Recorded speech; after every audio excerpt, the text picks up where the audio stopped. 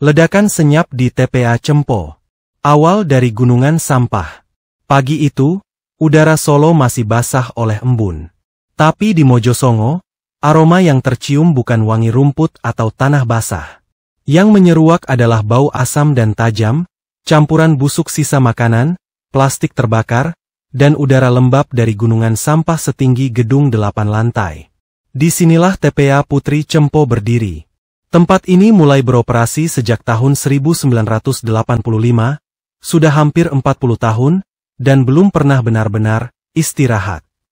Selama itu pula, sampah demi sampah terus datang, tanpa henti, tanpa banyak pemilahan. Begitulah kira-kira kondisi TPA Putri Cempo saat ini.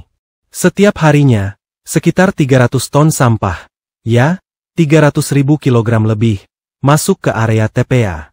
Truk demi truk datang silih berganti dari berbagai penjuru kota Solo. Dari rumah-rumah warga, pasar, kantor, restoran, sampai kawasan industri kecil. Menciptakan gunungan sampah yang tingginya menjulang antara 20 hingga 28 meter, atau hampir setara dengan tinggi gedung 8 lantai. Kalau sudah segini banyaknya, yang muncul bukan cuma bau tak sedap. Ada gas metana yang terbentuk dari tumpukan sampah organik. Dan kalau suhu terlalu tinggi, boom, bisa meledak, dan memang kejadian, nanti kita bahas. Raka Arditya berdiri di pinggir bukit sampah, selembar masker kain menempel di wajahnya, meski itu tak banyak membantu. Ini bukan cuma tumpukan sampah. Ini bom waktu? Gumamnya, sambil menyalakan voice recorder. Ia bukan aktivis lingkungan, bukan pula relawan. Dia cuma mahasiswa teknik lingkungan semester akhir, lagi kejar data buat skripsi yang judulnya, ironisnya, evaluasi potensi energi terbarukan dari limbah organik kota Solo. Tapi dari yang ia lihat selama 2 minggu terakhir, potensi itu lebih cocok untuk dijadikan bahan film distopia. Gimana? Rekamannya jalan. Terdengar suara Alia dari belakang, gadis itu datang sambil ngerekam vlog. Wajahnya separuh tertutup oleh buff berwarna hijau. Alia adalah aktivis lingkungan, vlogger kecil-kecilan, dan satu-satunya orang yang berhasil menyeret Raka keluar dari lab ke lapangan. Jalan. Tapi kayaknya kita udah di area yang gak boleh terlalu lama di atas. Kata Pak Juari, bagian sini rawan longsor. Jawab Raka sambil menunjuk ke arah timur, di mana asap tipis tampak mengepul dari bawah tumpukan. Mereka melirik ke kejauhan, di mana beberapa alat berat tampak meratakan tumpukan plastik, kardus, dan sisa nasi basi yang menghitam. Truk-truk masuk silih berganti, menumpahkan isi perut kota ke tanah yang tak pernah kenyang. Pak Juari datang tak lama kemudian, mengayuh sepeda tuanya dengan gerobak kecil berisi sisa logam dan botol plastik. Rambutnya yang putih diikat kain, tangan dan lengannya legam oleh matahari. Ia sudah 20 tahun lebih di sini. Kalau kalian mau hidup lama, jangan sering-sering berada di atas gunungan. Katanya sambil mengangkat topi, sedangkan Raka hanya nyengir. Pak, saya cuma mau cari data buat skripsi. Saya nggak nyari mati. Pak Juari hanya tertawa pendek, tapi lalu wajahnya serius. Kalian tahu, kenapa bagian tengah itu dikasih garis kuning? Itu bukan buat gaya-gayaan. 2 minggu lalu, ada suara kayak dengungan. Gas metananya udah mulai kumpul. Baunya lain. Kayak bensin dicampur lumpur. Raka dan Alia saling pandang. Pak, tapi bukannya proyek PLTSA udah jalan? Harusnya gas metananya udah diambil, diolah jadi listrik kan? Tanya Alia, mencoba diplomatis, tapi Pak Juari hanya menggeleng pelan. Mesinnya macet dari bulan kemarin. Sebelumnya pun cuma jalan 2 jam sehari. Kadang cuma bisa buat ngidupin lampu kantor. Sisanya ya gitu, gas ngumpul di dalam, tinggal nunggu waktu aja. Raka mencatat cepat di HP-nya. Fakta-fakta ini nggak ada di dokumen DLH yang dia baca. Semua terlalu rapi, terlalu bersih. Matahari sudah tinggi, udara makin lengket, Raka dan Alia pamit untuk turun, dan berjanji akan balik lagi minggu depan. Tapi saat mereka jalan melewati gerbang timbangan, seseorang berdiri di sisi kantor portir. Pria berkemeja putih rapi, lencana pemkot terpasang di dadanya. Raka Arditya? Saya Dimas, Kepala Proyek PLTSA Putri Cempo. Kita perlu bicara. Raka menoleh cepat, wajah pria itu tenang, senyumnya hangat. Tapi entah kenapa, Raka merasa seperti baru saja diseret masuk ke dalam pusaran, yang lebih dalam dari tumpukan sampah di belakangnya. Dan dia belum tahu, itu baru awalnya. Di balik mesin mati, kantor kecil PLTSA Putri Cempo berdiri di antara dua realitas. Satu sisi bangunan itu tampak modern, lengkap dengan panel surya di atapnya. Tapi di belakangnya, terlihat gunungan sampah yang menjulang bak monster tidur yang terus menguapkan udara panas dan bau. Raka duduk di sofa kulit yang agak mengelupas, ia menatap ke arah Dimas yang menyeduh 2 cangkir kopi instan. Pria itu tampak terlalu tenang, untuk seseorang yang sedang menjaga proyek energi sampah yang setengah hidup setengah mati. Jadi kamu skripsinya tentang pemanfaatan gas metana? Tanya Dimas, sambil menyodorkan cangkir. Raka hanya mengangguk singkat. Tepatnya, saya ingin tahu kenapa proyek PLTSA ini nggak sesuai dengan data presentasi Pemkot tahun lalu. Output listriknya harusnya bisa 500 kWh per hari. Tapi dari data yang saya peroleh, nggak nyampe 50. Dimas mengangkat alisnya. Data kamu lengkap juga. Raka diam, ia tahu Dimas bukan orang sembarangan. Tapi dia juga tahu, makin banyak senyum dilempar, makin banyak hal yang ditutupi. Kami memang punya kendala teknis. Alat pembakarannya macet, pemerintah pusat sempat berjanji akan mengirim teknisi, tapi sampai sekarang belum datang juga. Dan ya, faktor cuaca juga memperparah kondisi. Sekarang musim kemarau. Risiko tinggi. Termasuk risiko ledakan gas metana. Potong Alia, yang dari tadi duduk di dekat pintu, memerhatikan tiap gerakan Dimas. Dimas tidak langsung menjawab. Matanya menatap keluar jendela. Di luar, asap putih samar naik dari salah satu titik landai gunungan sampah. TPA ini sudah penuh Mbak, dari 2010. Kami cuma berusaha bertahan. Kadang, bertahan aja udah mewah. TPA ini memang luas, ada sekitar 17 hektar, tapi 15 hektar sudah dipakai khusus untuk open dumping, alias buang tanpa sistem pengolahan khusus, sedangkan sisanya yang 2 hektar, digunakan untuk fasilitas pendukung seperti kantor, zona alat berat, dan jalur lalu lintas internal. Lanjut Dimas lagi, di luar kantor, Raka dan Alia berjalan cepat menuju motor mereka. Raka mendesis, dia tahu sesuatu. Tapi dia bungkam. Alia membuka HP-nya, memperlihatkan rekaman suara dari dalam kantor tadi. Tenang, gue udah rekam semua. Nggak bisa lagi mereka bilang nggak tahu. Masalahnya bukan cuma tahu atau nggak tahu, Li. Tapi ini bisa meledak kapan aja. Dan kita harus mencari tahu ada berapa banyak metana yang terperangkap di dalamnya. Jawab Raka dengan wajah serius, dan Alia memutar bola matanya. Dan gimana caranya? Kita ngitung gas dalam tumpukan sampah yang tingginya aja lebih dari 28 meter. Raka menatap jauh ke gunungan sampah, matanya menyipit. Kita harus cari bocoran blueprint proyek PLTSA, mungkin ada jalur pipa, tangki, atau titik injeksi. Dan kita cari satu orang lagi, yang pernah ngurusin teknis di situ. Siapa orangnya? Dia mantan teknisi dari PT Enertek. Nama dia sempat muncul di laporan awal Pemkot. Gue cari lewat alumni dulu. Malamnya, Raka tak bisa tidur, di layar laptopnya. Terbuka dokumen berjudul Master Plan PLTSA Cempo 2022. Banyak data hilang, tapi ada satu hal yang menarik. Di sana ada peta distribusi pipa penyalur gas yang ditandai dengan warna oranye. Satu jalur pipa berakhir tepat di bawah zona rawan longsor, tempat yang mana baru tadi pagi mereka injak. Dan kalau semua dugaannya benar, tempat itu bukan cuma rawan longsor, tapi tempat itu juga merupakan titik tekan. Tempat di mana ledakan akan dimulai. Zona kritis. Blueprint itu menjadi harta karun. Raka dan Alia duduk di warung kopi 24 jam dekat kampus, layar laptop mereka menyala terang. Sementara mata mereka tertuju pada denah saluran pipa gas metana, yang menyusup di antara lapisan gunungan sampah TPA Putri Cempo. Lihat ini, Li. Ujungnya persis di zona rawan longsor yang dikasih garis kuning. Tapi di dokumen tahun 2022, harusnya udah dialihkan. Tapi nyatanya, masih di tempat lama. Ujar Raka sambil menunjuk satu titik berlabel, Vent Line 7. Alia mendesah, wajahnya menunjukkan keresahan. Dan kamu bilang pipa itu buat ngelepasin gas ke sistem pembakaran. Iya, kalau sistemnya aktif.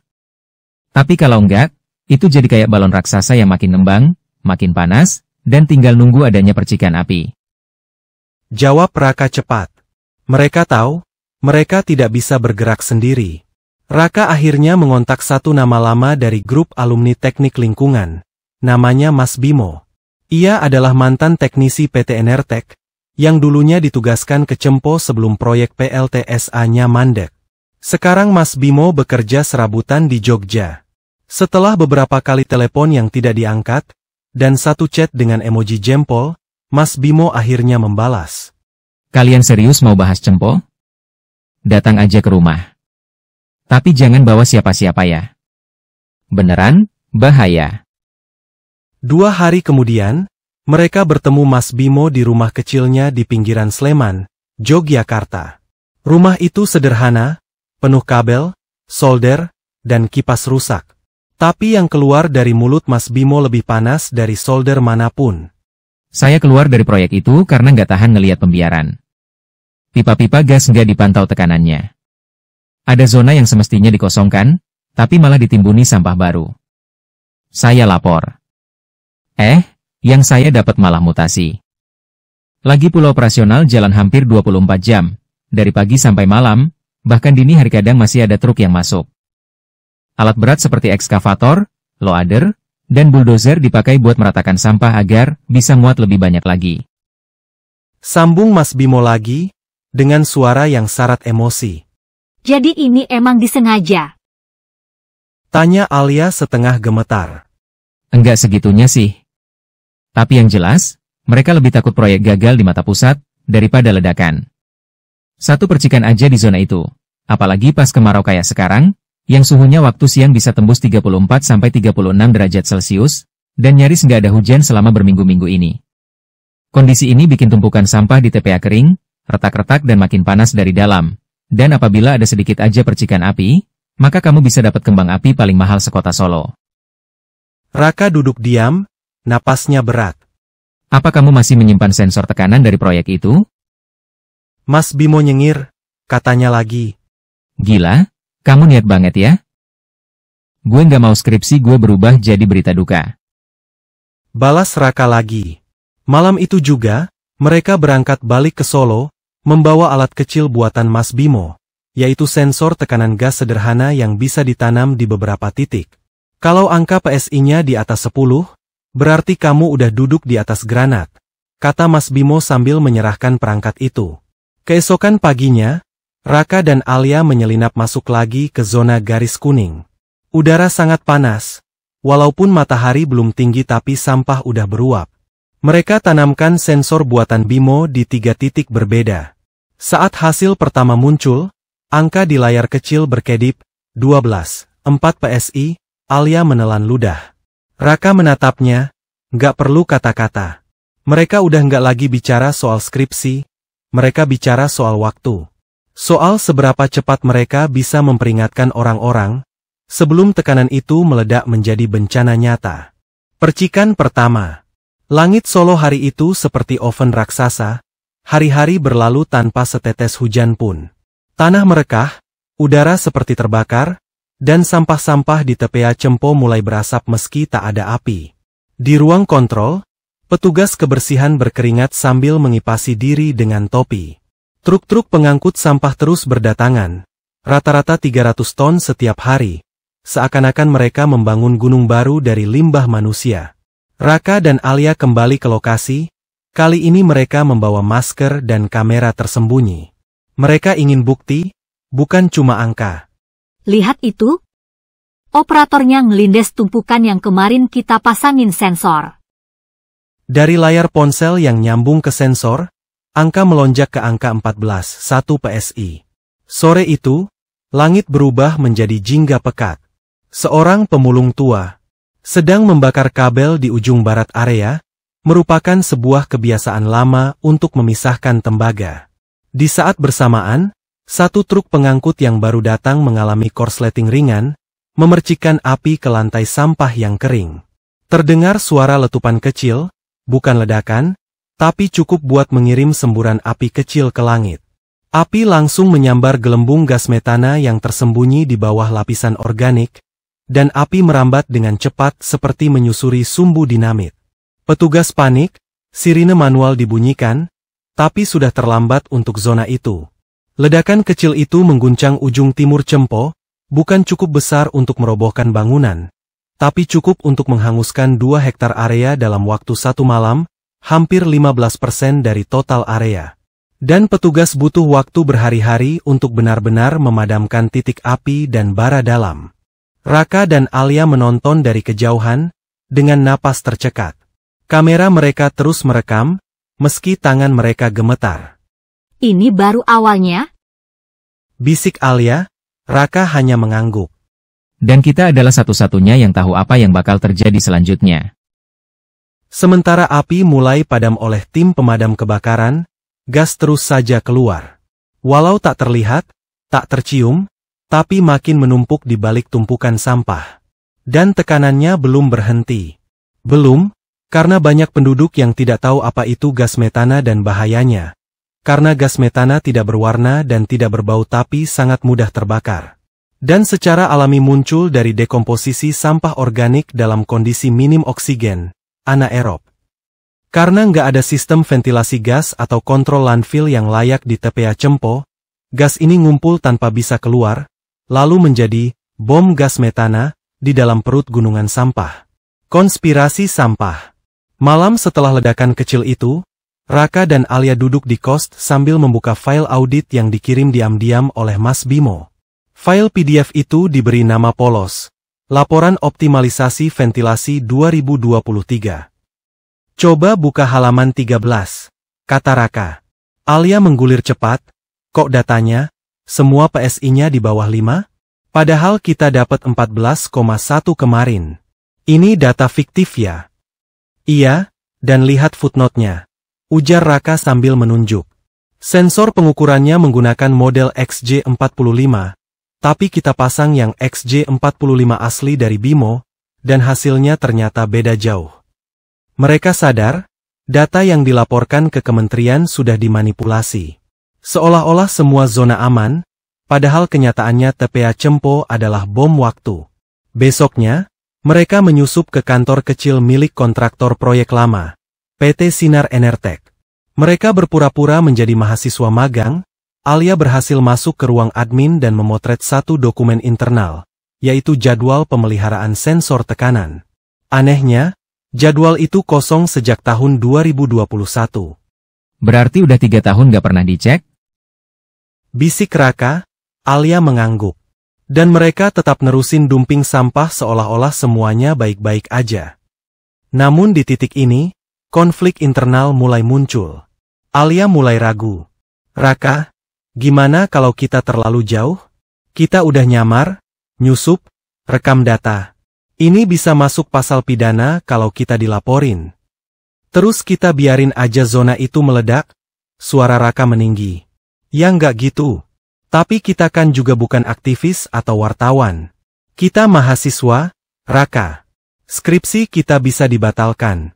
Orang tua gue bisa ditanya-tanyain. Hening seketika.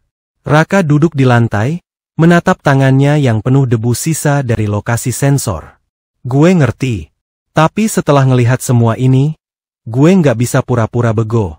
Kalau kita diam sekarang, kita ikut nutupin masalah ini. Malam itu, Alia menulis draft surat terbuka. Raka menyusun file bukti berupa foto, hasil sensor, rekaman, hingga peta tekanan. Tapi sebelum mereka bisa mengirim apapun, listrik di kos mereka padam, ponsel mereka kehilangan sinyal. Dan seseorang meninggalkan catatan kecil di depan pintu. Berhenti, ini bukan urusan mahasiswa. Alia menatap Raka. Dan mereka tahu, sekarang bukan cuma gas yang meledak, tapi juga permainan kotor di balik TPA yang tak pernah sepi itu. Countdown. Hari-hari setelah ancaman catatan misterius itu, terasa seperti hidup di bawah bayangan jam pasir. Raka dan Alia tak berani lagi membawa kamera, tapi mereka tetap memantau tekanan dari jarak jauh lewat sensor yang masih aktif, berkat sinyal radio jarak pendek yang dirakit oleh Mas Bimo. Tapi semua responnya mirip, kami sudah tahu, tapi belum ada izin ekspos. Kami butuh bukti resmi, bukan sensor buatan. Kami nggak bisa publis kalau belum ada izin dari instansi. Angka menunjukkan tekanan yang terus naik. 15.3 psi, 16.1 psi, 17.8 psi. Kita udah masuk zona merah, harusnya Cempo di lockdown sekarang juga, kata Alia sambil menatap layar ponsel yang tersambung ke receiver. Mereka mulai menghubungi orang dalam, seperti dosen pembimbing, penggiat lingkungan, bahkan jurnalis lokal. Tapi semua responnya mirip. Kami sudah tahu, tapi belum ada izin ekspos. Kami butuh bukti resmi, bukan sensor buatan. Kami nggak bisa publis kalau belum ada izin dari instansi. Alia membenting musenya. Sial, mungkin mereka nunggu zona itu meledak dulu baru mau percaya. Di sisi lain, aktivitas di TPA tak pernah sepi, truk-truk masih datang. Petugas masih memadatkan sampah, bahkan ada proyek perluasan kecil yang justru mendekati zona tekanan tinggi. Mas Bimo akhirnya mengirim voice note pendek. Raka, Alia, kalau angkanya tembus sampai 18 PSI, itu berarti struktur dalam sampah nggak bakal bisa nahan tekanan lagi. Bukan cuma kebakaran, itu bisa jadi ledakan vertikal. Kayak geser gas bercampur api. Raka dan Alia saling berpandangan. Jam di dinding di kos berdetak lambat. Mereka tahu, waktu mereka tinggal sedikit. Mereka mencoba jalur terakhir.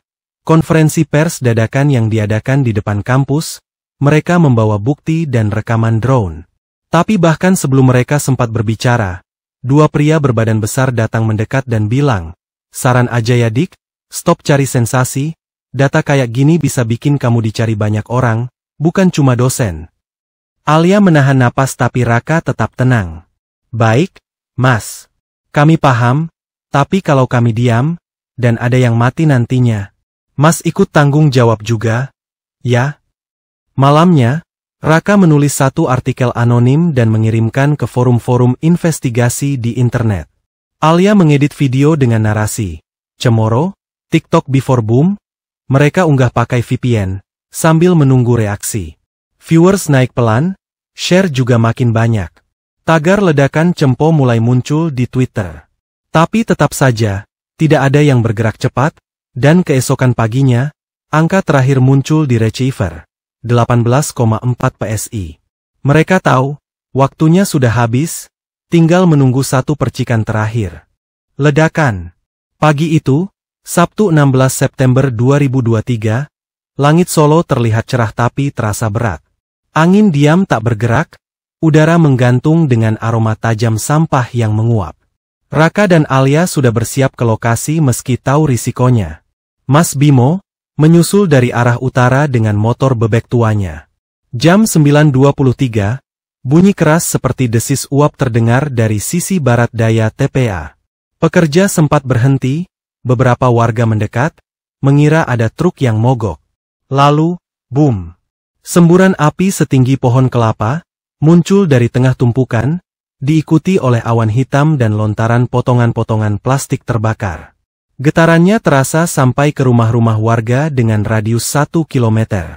Zona seluas 2 hektar langsung terbakar, pipa metana meledak, menyalurkan api ke titik-titik lain. Terjadi ledakan susulan, menyusul kecil-kecil, tapi cukup buat membikin semua orang panik. Truk-truk mundur dengan cepat. Warga berteriak, ada yang pingsan, beberapa lari sambil mendekap anak kecil. Alia, balik. Sekarang juga. Teriak Raka sambil menarik tangannya. Mas Bimo kehilangan kendali motornya, ia jatuh ke dalam parit. Mereka menarik dia ke tempat yang aman, di balik truk pengangkut tua. Siangnya, video ledakan tersebar hampir di seluruh media sosial, tagar ledakan Cempo trending. Berita utama di TV, berjudul, ledakan TPA Cempo diduga akibat gas metana. Lokasi kebakaran terjadi di Blok B. Dinas Lingkungan Hidup Kota Solo dan Dinas Pemadam Kebakaran telah berupaya untuk memadamkan api, tetapi medan yang sulit dan suhu yang tinggi menyulitkan proses pemadaman. Pemerintah lokal gelagapan, Wali Kota Solo muncul di media, dengan janji investigasi. Kalian udah pasti tahu kan siapa wali kotanya. Saat itu warga sudah terlanjur murka, banyak yang merekam dan banyak yang bertanya. Kenapa bisa separah ini? Kenapa nggak dicegah sebelumnya? Alia duduk lemas di selasar kampus, menatap HP yang penuh notifikasi. Orang baru percaya pas udah kebakar semua kayak gini. Ya, katanya lirih. Raka cuma diam, di tangan kirinya, flash disk merah berisi semua rekaman, sensor, dan file internal Enertek. Kita belum selesai, tapi kali ini, kita nggak sendiri lagi. Karena pada akhirnya, suara mereka tak lagi bisu, karena ledakan itu, meski menghancurkan, justru membuka mata semua orang. Api yang membuka mata. 2 minggu pasca ledakan, TPA Putri Cempo masih diselimuti oleh abu dan garis polisi. Zona bekas semburan metana menjadi kawah besar hitam, warga yang tinggal di dekat lokasi mengungsi. Beberapa warga mengalami gangguan pernapasan, banyak anak-anak batuk terus-menerus, bahkan satu sekolah terpaksa diliburkan karena kepungan asap. Di tengah kekacauan itu, Raka dan Alia justru semakin sibuk, mereka diundang ke forum-forum lingkungan, dihubungi oleh media nasional, bahkan diminta untuk bertestimoni dalam sidang awal kasus Enertek. Gue nggak nyangka data kita bakal jadi bukti utama, kata Raka saat diwawancarai oleh Kompas TV. Gue cuma nyangka, kita bakal dikeluarin dari kampus, jawab Alia setengah bercanda, setengah lega. Kasus ini menjalar, investigasi KPK dibuka. Proyek gas metana TPA lain ikut diperiksa, ternyata bukan cuma Cempo yang manipulatif. Beberapa proyek serupa di kota lain juga berpotensi menjadi bom waktu. Sedangkan Mas Bimo, ia mendapat penghargaan lingkungan diam-diam dari komunitas pengawas energi. Gue nggak butuh piala, gue cuma pengen tempat ini nggak ngebunuh anak-anak kita, kata Bimo pelan. Bulan berikutnya, kampus mereka membuat seminar nasional bertema sampah, energi, dan kebenaran yang meledak. Raka dan Alia jadi pembicara utama. Kami bukan pahlawan, kata Alia di podium, kami cuma mahasiswa biasa yang kebetulan memegang data. Tapi kalau semua yang biasa, diam, maka yang luar biasa pun nggak bakal muncul. Aplaus panjang mengisi aula, bukan karena mereka hebat, tapi karena orang-orang mulai sadar. Tragedi bisa dihindari kalau ada yang berani ngomong duluan. TPA Cempo ditutup untuk sementara waktu, pemerintah berjanji akan membangun fasilitas pemilahan dan pengolahan modern. Tetapi bagi Raka dan Alia, pelajaran terbesarnya bukan soal teknologi. Semua ini, gara-gara open dumping tanpa kontrol, gumam Raka di tepi bukit yang dulu pernah menjadi tumpukan sampah. Gara-gara kita buang dan lupa, padahal, yang kita buang, bisa balik dan meledak kapan aja. Mereka berdiri terdiam, matahari sore menyorot ke bekas kawah ledakan, di tengah kehancuran itu, mereka tahu, sesuatu telah berubah. Karena dari tumpukan yang paling busuk pun, bisa lahir sebuah kesadaran. Dan dari api yang membakar, bisa muncul jalan untuk memperbaikinya. Pada kenyataannya, TPA Putri Cempo telah terbakar beberapa kali dan yang terakhir kalinya, terjadi pada Selasa malam, 24 September 2024.